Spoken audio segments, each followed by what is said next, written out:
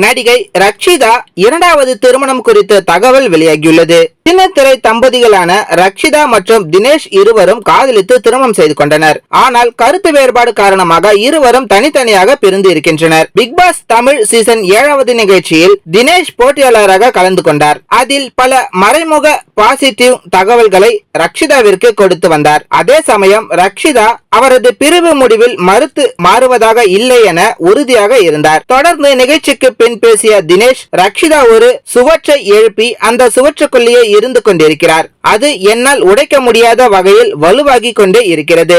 இதற்கு மேல இனி நான் அடுத்த வாழ்க்கையை நோக்கி பயணத்தை தொடரப் போகிறேன் என தெரிவித்திருந்தார். தற்பொழுது கன்னடத்தில் ஒரு திரைப்படத்தில் ஹீரோயினாக நடித்து வருகிறார். இந்த நிலையில் அந்த படம் வெளியான பின் ரக்ஷிதா இரண்டாவது திருமணம் செய்து கொள்ள இருப்பதாக தகவல்கள் வெளியாகியுள்ளது. பிரபல கன்னட இயக்குனர் மாப்பிள்ளை என கூறப்படுகிறது.